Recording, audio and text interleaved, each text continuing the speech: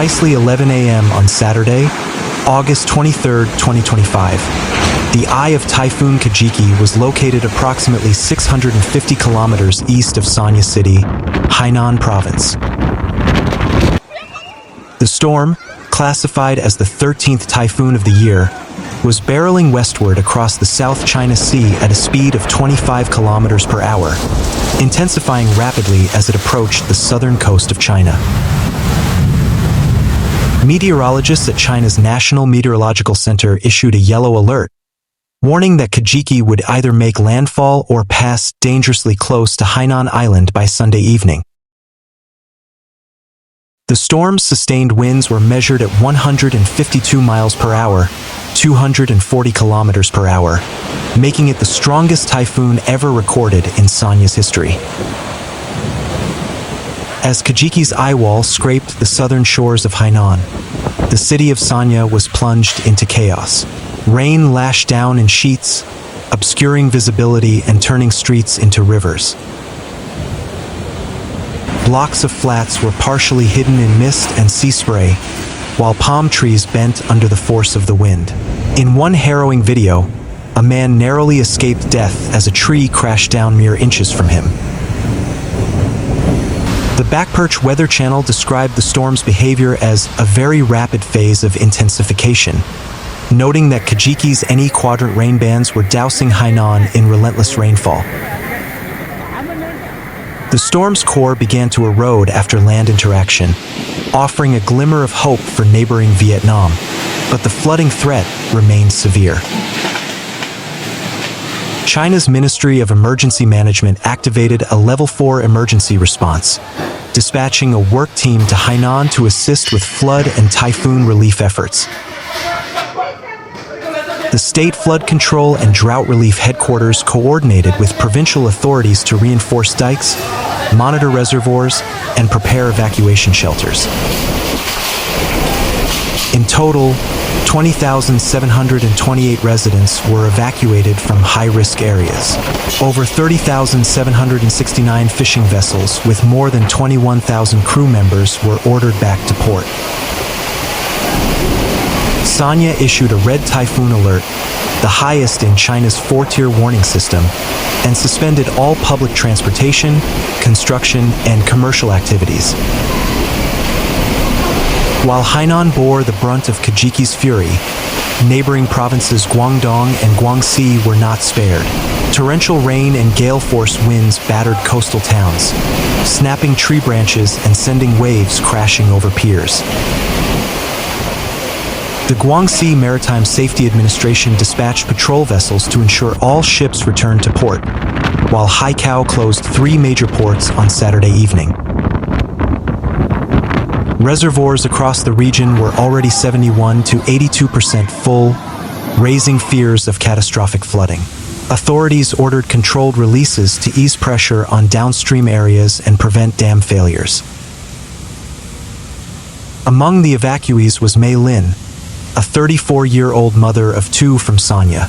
"We had only minutes to leave," she said, clutching her youngest child. "The wind was howling like a monster.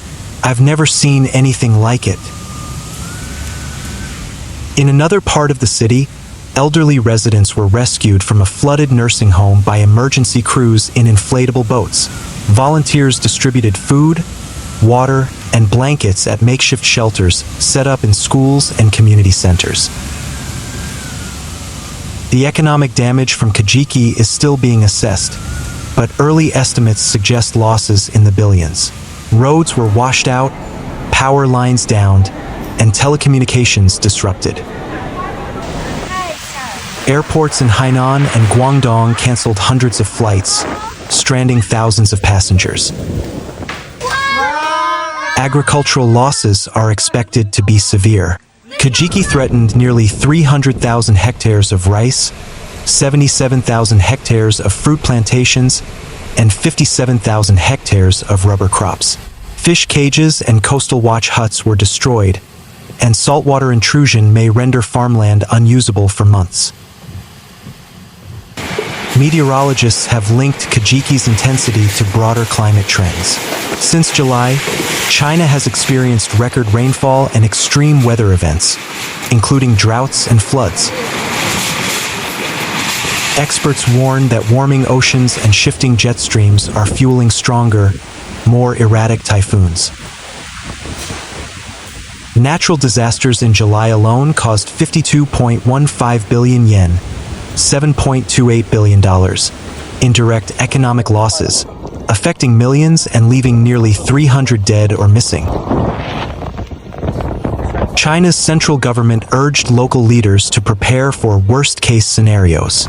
Prime Minister Li Qiang emphasized the importance of rapid evacuations, emergency communications, and post-disaster recovery planning. Vietnam, also in Kajiki's path, requested assistance from China and the Philippines for Vietnamese boats seeking safe harbor. The Ministry of Foreign Affairs confirmed that China would provide logistical support and shelter for displaced fishermen. As the storm moved westward toward Vietnam, Hainan began its long road to recovery. Engineers assessed damage to bridges and roads, while medical teams treated injuries and waterborne illnesses. The Red Cross launched a fundraising campaign, and international NGOs pledged support. In Sanya, residents returned to their homes to find shattered windows, flooded basements, and debris-strewn streets. A local bakery reopened to provide free bread to evacuees. Students organized cleanup crews. Artists painted murals of hope on storm-damaged walls.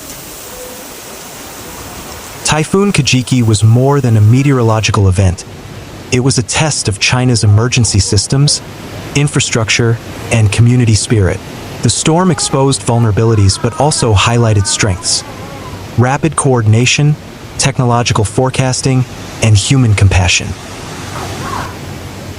As climate change continues to reshape weather patterns, Kajiki serves as a stark reminder of the need for preparedness, adaptation, and solidarity.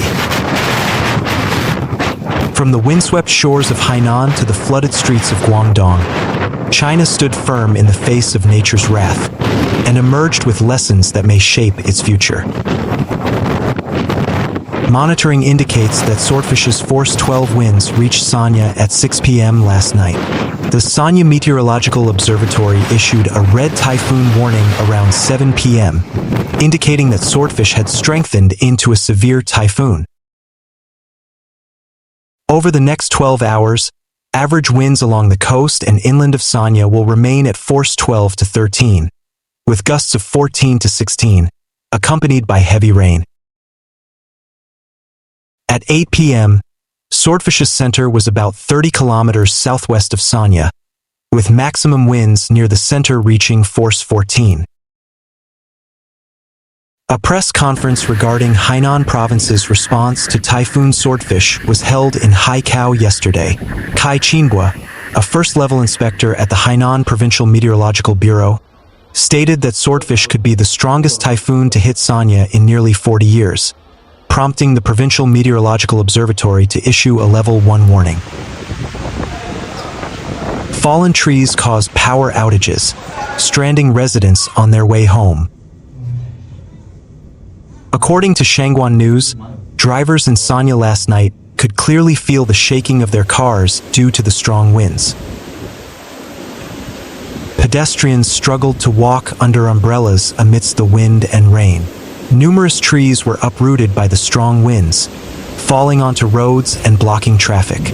Power outages were reported in several areas of Sanya. Some residents clung to roadside guardrails, hunched over, their raincoats blown away by the strong winds. He explained that his company had suspended operations due to the typhoon, and I wanted to walk home, but I was stranded in the middle of the road. As of 3 p.m. yesterday, 31,843 people had been evacuated in Sanya.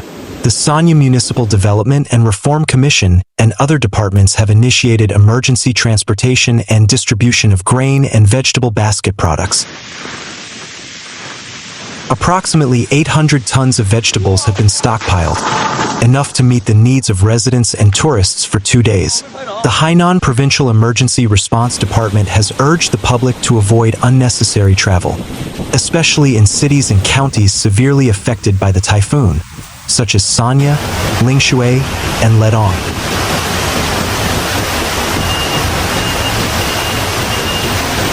Typhoon Kajiki is heading towards Vietnam. The military is on standby, ready to provide assistance. Vietnamese authorities have also ordered the evacuation of more than 586,000 people ahead of the typhoon's arrival.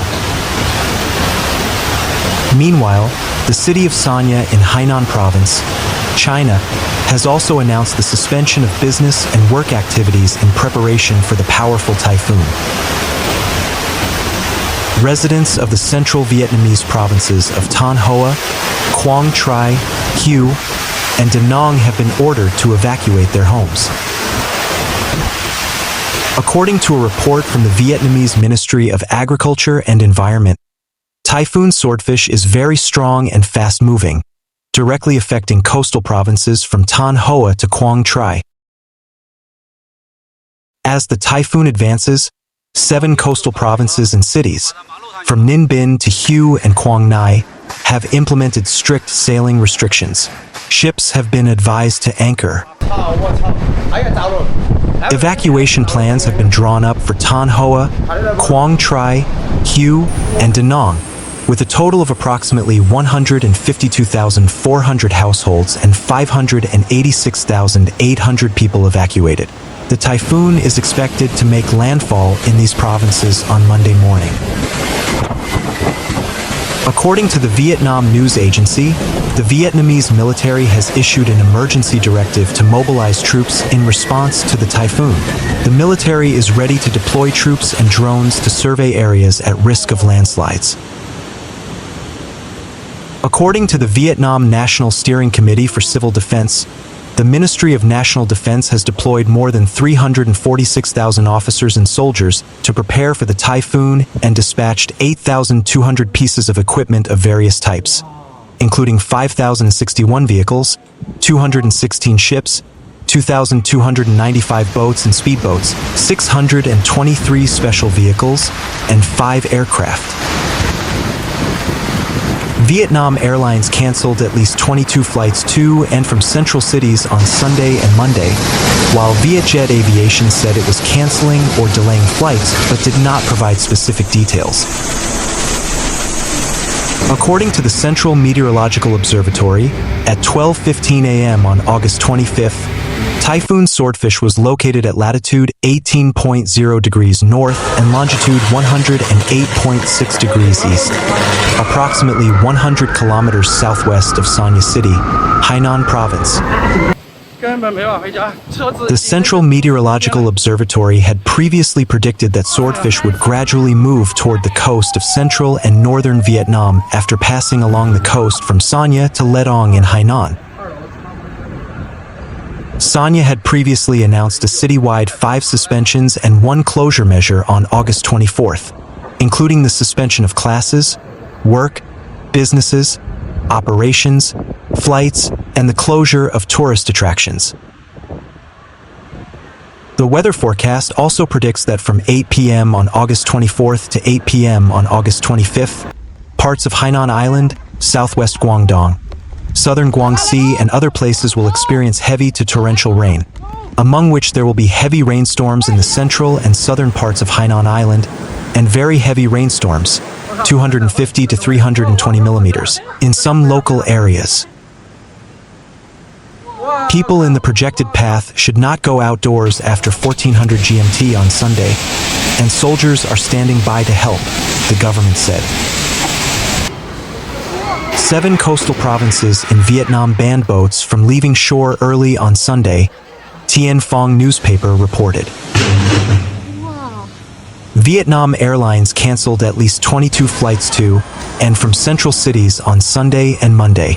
Vietjet Aviation said it was canceling or delaying flights but did not provide details.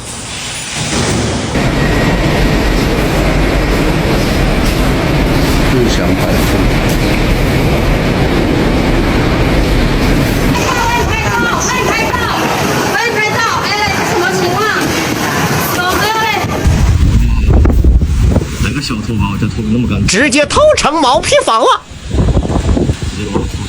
沙发都被偷走了，冰箱也被偷走了。不敢过呀！我打开